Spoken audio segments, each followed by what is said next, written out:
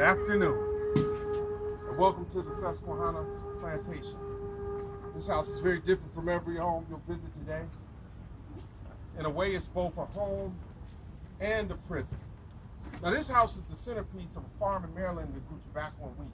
It stretched out across a vast amount of land, almost 10 times the size of Greenfield village. And all of that land was taken care of by 74 people who called it home. But just like prisoners in a jail, they could never leave. There were men, women, and children that were forced into slavery. This plantation was home to the Carroll family, one of the wealthiest families we have at Greenfield Village. Their wealth came from both their massive amount of land and the people that they owned, whom they forced to grow crops to make their money.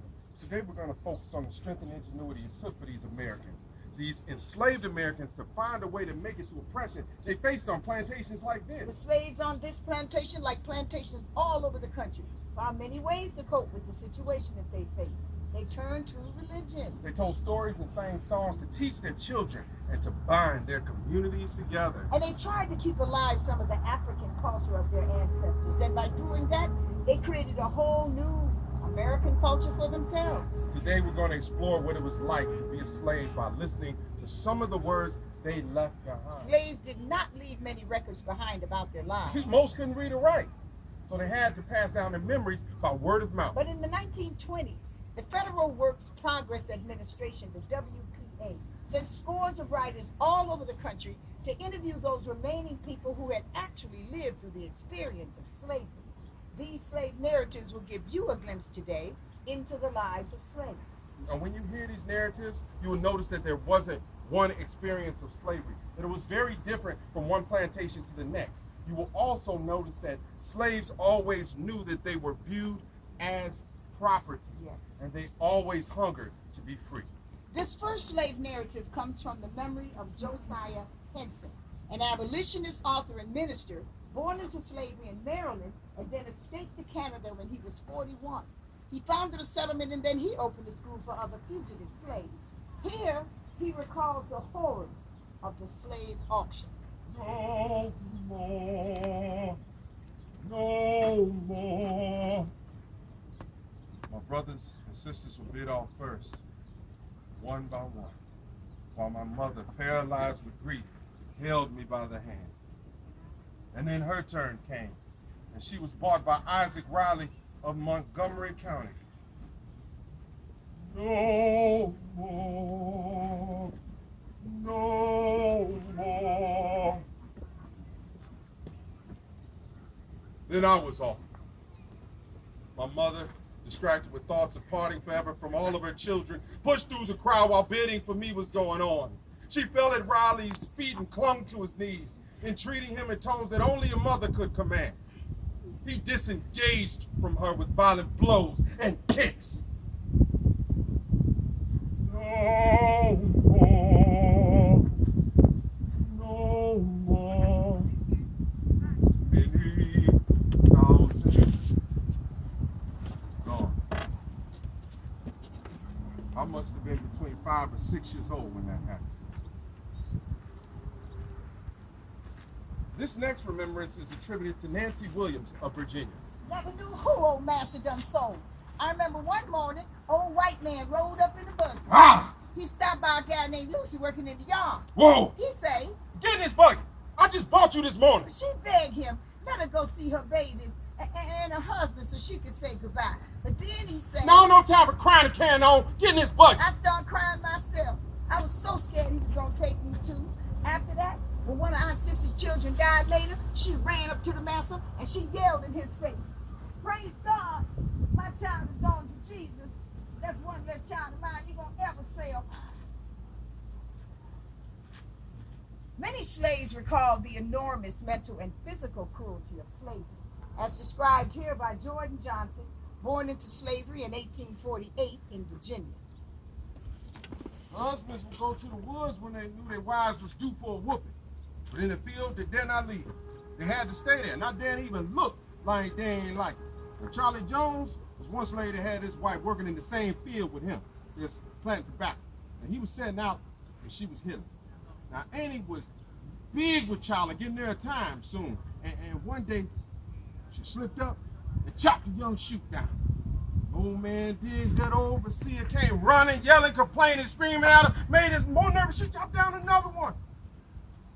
And old overseer, he lifted up that rawhide and beat Annie across her back and her shoulders until she fell on the ground.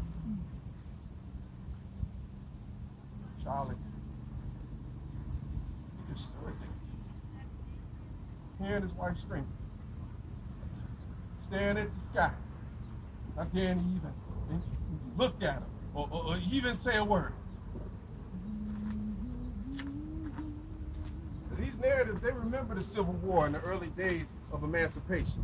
And even though the Emancipation Proclamation was issued in 1863, freedom didn't come to most slaves until the end of the war in 1865. Betty Jones recalled those early days when hope intermingled with confusion. Ooh, Lordy. Grandma used to tell this story and everybody never listened. Shoot, I expect I heard this story 100 times. Grandma said during the war, she was hired out to work for the Randolph. She said one morning she was weeding corn when another slave, Mamie Tolliver, she run up to her and she whispered. She said, Sarah, they tell me Master Lincoln done set all the slaves free. My grandma said, is that so? And she threw down that hole and she ran all the way to the Thacker place. So, she said it was. Said she ran up to Miss Thacker and she looked at her real hard. Then she yelled in her face, I'm free! Ah, yes, Lord, I'm free. I ain't got to work for you no more. I ain't in your pocket now. She said Miss Thacker got the boo-hoo, took her apron, threw it over her face, and ran back in the house. My grandma said she knew she was free then. Free at last. Free at last. Thank God Almighty.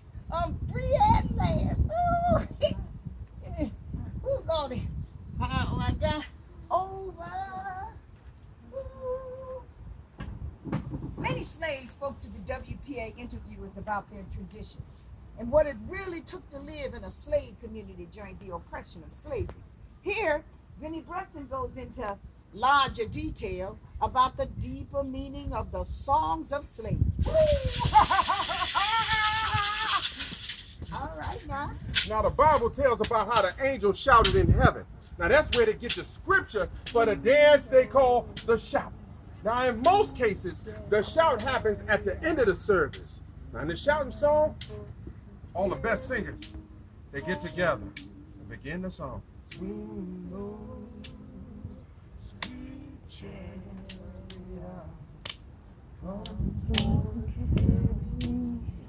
Yeah, it starts all slow at first. Yes. And then it gets faster. And then it gets louder. And as they start to sing, they grab hands. And they make a big old circle. And then somebody get excited and jumps in the middle of the circle and they begin to dance. You want to come on out here and dance with me? Hey! Come on out here. All right. Clap your hands, everybody. Come on. Stomp your feet. Stomp your feet. Stomp your feet. Stomp your feet. And make a great big old noise. And after have a great big old praise service. Thank you very much. Thank you. Thank you. Thank you. I don't know about y'all. I don't know about you. But we just had a praise service. Huh? Huh? Huh? Yeah. We just had a praise service. Woo! Now let's hear for the praise service. Now let's hear for the praise leader. Now, slaves taught the youngsters on the plantation by telling them stories or fables. And these stories were like fairy tales used to teach the children's lessons. Most of the stories taught the children the difference between right and wrong, good and evil.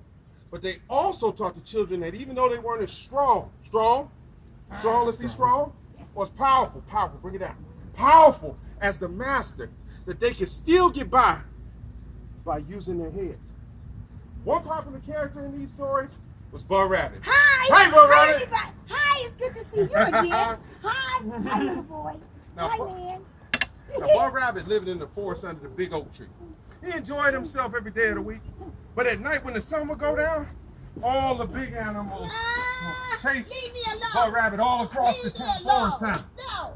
But one night, Bud Rabbit got wise and started using his wits. He said, I got a plan for Burr Bear and Burr Wolf that's sure to give them fits. Huh.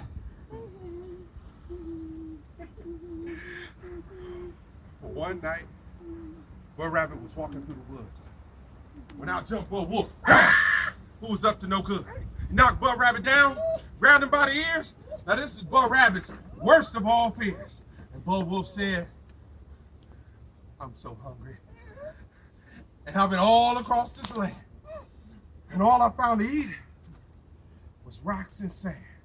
And when I saw you walking through the woods, I said, man, oh man, I can't wait to put you in my frying pan. Bud Rabbit thought for a bit and then said, Okay, Burr Wolf, you caught me and you can do what you may. But if you eat me, you'll never hear the story I have to say. But if you promise to let me go and let me be, I'll tell you about somebody in the forest who said he's bigger and badder than you'll ever be. Now Bud Wolf was hungry, but he was even more mad. He thought he was the only one in the woods to be called big and bad. He let loose Bud Rabbit's ears, put him on the ground, and Bud Rabbit told his story while he jumped and hopped around. Okay, I was out in the meadow and I saw that big old bear. And what he said about you, ooh, it just wasn't fair. He talked about you in a shameful way. He talked about you till my hair turned gray. He said that your fur is all raggedy. Oh, and your ears are all long. And you can't hit none of those notes when you're trying to sing your dumb old wolf song.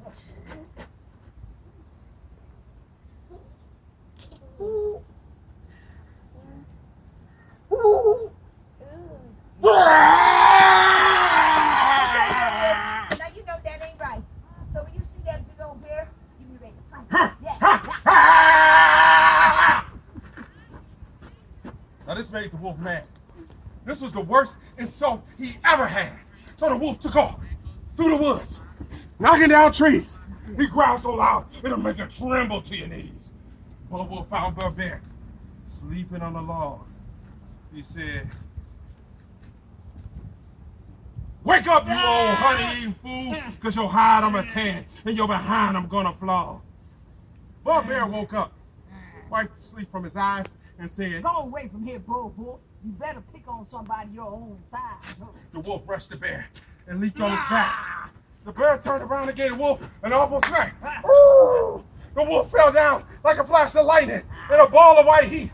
Then the bear jumped on the wolf's back with all 4 feet. They fought all night. They fought all day. But somehow that old wolf managed to get away. And Bud Bear and Bud Wolf were so tired from that fight, that they both slept for 40 days and for 40 nights. And all that time, Bud Rabbit could do anything he wanted to do. And not worried about being made in the rabbit stew. Slaves also used songs to send messages.